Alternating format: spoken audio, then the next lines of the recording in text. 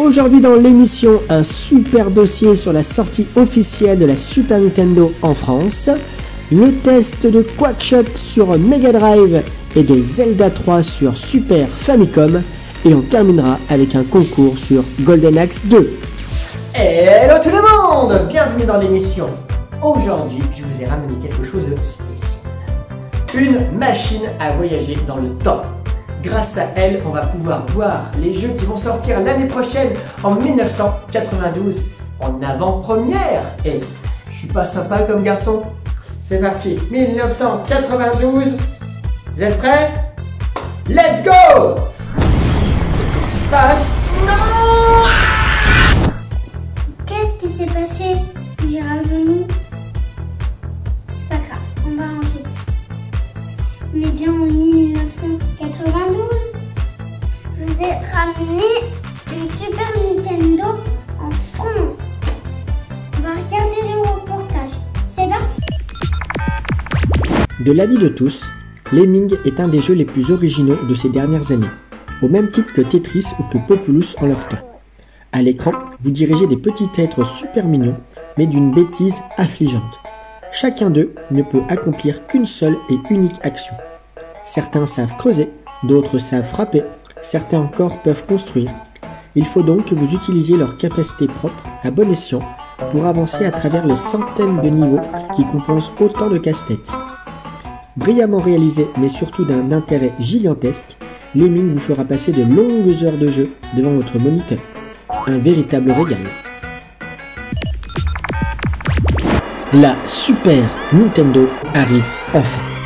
92 ou 93, tout le monde s'interrogeait sur la date de la sortie officielle de la console 16 bits de Nintendo en Europe.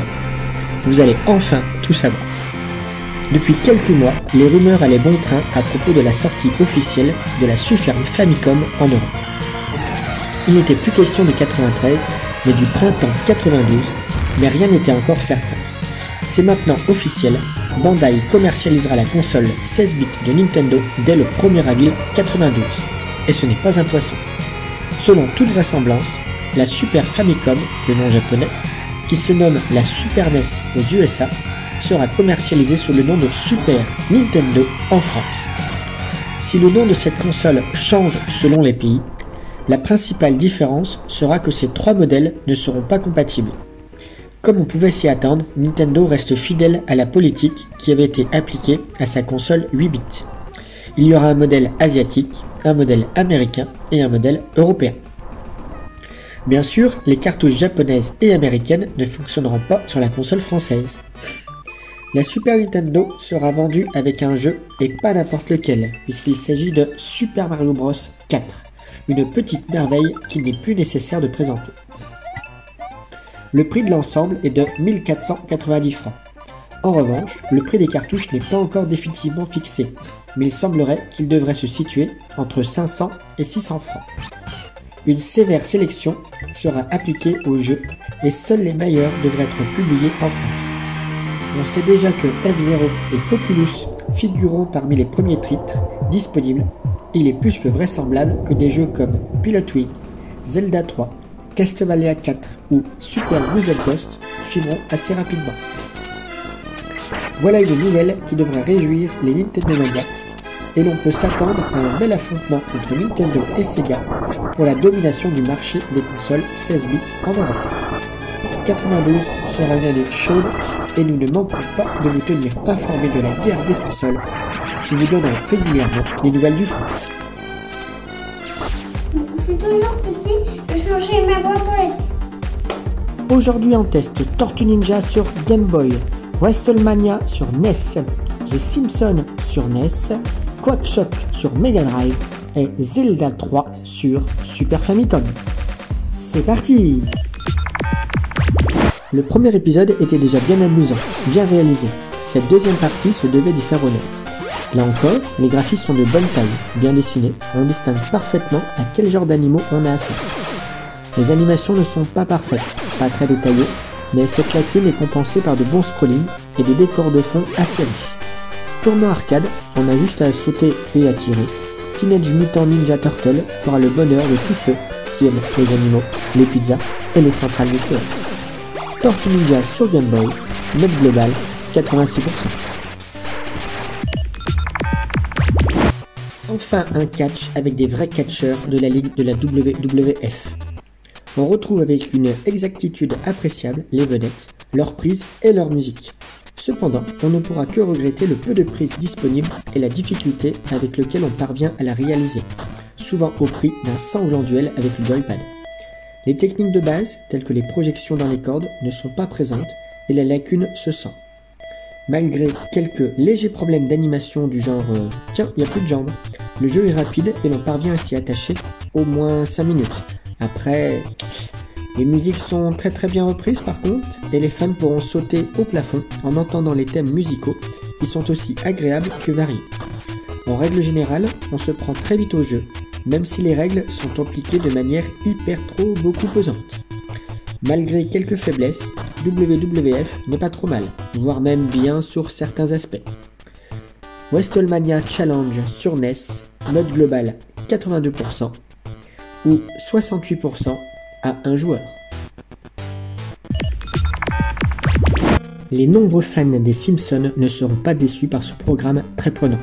C'est un jeu très complet qui exige beaucoup d'adresse, mais aussi une bonne dose de réflexion pour résoudre les très nombreux problèmes qui se posent tout au long du jeu. De plus, on appréciera les touches d'humour qui émaillent l'action et qui rendent bien l'esprit du dessin animé. Mais attention, ce n'est pas un jeu facile, mais il est suffisamment prenant pour que l'on s'accroche et les parties s'enchaînent les unes après les autres. Contrairement à la plupart des jeux de ce type, si ce programme a remporté un gros succès aux USA, ce n'est pas uniquement à cause de la popularité des Simpsons, mais grâce à ses nombreuses qualités. Alors, aidez Bart à sauver la Terre des envahisseurs. The Simpsons Bart vs The Space Mutants sur NES, note globale 90%. Dans la lignée des Mickey Mouse et des Sonic, Quackshot est un véritable petit chef-d'œuvre, où la beauté des décors n'a d'équivalent que l'intérêt du jeu. Ah oui, et pour une fois, et contrairement aux deux jeux précédemment cités, l'action de Quackshot ne se déroule pas linéairement, et c'est sans doute en cela que ce jeu de Sega surpasse tout ce qui avait été fait. Tenez par exemple, pour finir le premier niveau, il faut terminer la première moitié du second, puis retourner à la seconde moitié du premier, et ainsi de suite. Évidemment, tout cela, il faut le découvrir par soi-même, et la masturbation neuronique est omniprésente.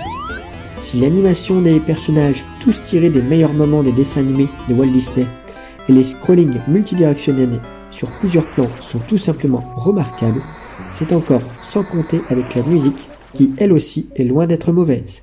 Un jeu qu'il faut absolument posséder. Quackshot sur Mega Drive, note globale 97%. Tout à fait génial. Zelda 3 est une aventure qui, à tout point de vue, aussi bien techniquement qu'au niveau du scénario, est absolument époustouflante. Lors de la quête, suivant le schéma typique de ces jeux d'arcade aventure, avec une vue 3D vue de dessus, on ne cesse de chercher le moindre indice, la moindre trace qui permettrait de faire aboutir cette histoire. Et des signes, des indices, il y en a. Encore faut-il être observateur. Les monstres rencontrés sur la route sont variés, et l'on ne s'ennuie jamais à les débiter en rondelles. Surtout que la musique, ou plutôt les musiques, car elles sont nombreuses, savent créer une ambiance exceptionnelle. Il en va de même pour les bruits qui font de flop-flop lorsqu'on marche dans l'eau, au bruit de pas qui résonnent lorsqu'on est dans une caverne. Tout à fait excellentissime.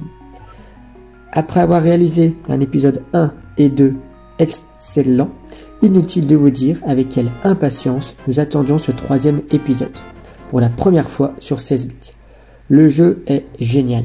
Mais ce n'est vraiment pas une surprise, car il n'en pouvait être autrement. Il y a à peu près autant de chances pour que Nintendo rate un épisode de Zelda ou de Mario que d'avoir une tempête de neige à Nice en plein mois d'août. Le jeu est aussi riche et passionnant que dans les épisodes précédents. Mais en plus, la réalisation est magnifique. Il faut voir le zoom sur la carte. Une merveille. Comme on pouvait s'y attendre, il y a des tas d'innovations qui donnent encore plus de profondeur au jeu. Et si vous achetez cette cartouche, vous pouvez être certain que vous passerez des semaines, voire des mois, en compagnie de Link. Des jeux de ce niveau, on n'en voit pas souvent. Et même les excellentes copies de Zelda comme Neutopia 2, qui est excellent, ne supportent absolument pas la comparaison avec ce chef-d'œuvre. The jeu sur Super Famicom et prochainement sur Super Nintendo. Ou plus simplement, le meilleur jeu d'arcade aventure de tous les temps. Zelda 3 sur Super Famicom et putain Super Nintendo. Note globale 99%. Ah, bah ça y est, c'est déjà mieux quand on est de nature un petit peu plus lente.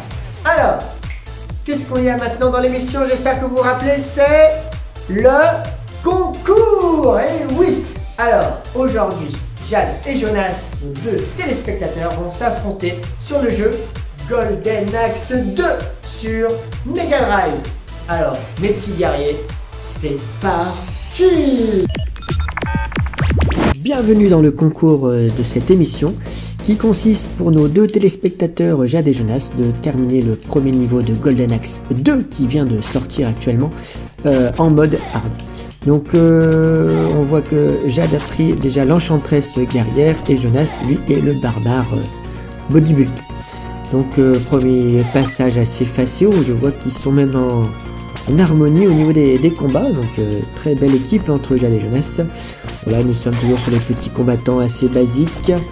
Petite ambiance un petit peu lugubre là dans la forêt, hein, si vous ne connaissiez pas le jeu. C'est un bon beat'em all bien sympa dans un univers un peu médiéval fantastique. Où on peut monter justement à dos de dragons comme Jade est en train de le faire. Voilà, les petits monstres assez faciles à... Ils ont envie de vite avancer pour atteindre le boss là pour l'instant, mais c'est un quasi sans faute pour les deux participants. Jade s'amuse avec son petit dragon là. Elle arrive bien à le dompter, hein. Toujours quelques petits boss, mais toujours un bon travail d'équipe entre les deux, un bon coup d'épée. Ah, et là nous arrivons sur le boss, ça y est, le premier boss du jeu, de la fin du premier niveau. Donc pour l'instant, Jade arrive à le contrer avec son dragon. Ah, Jonas arrive à le prendre avec le coup d'épée, lui donne un dernier coup d'épée, et ça y est, c'est gagné. Ah, un petit coup pour terminer de Jade.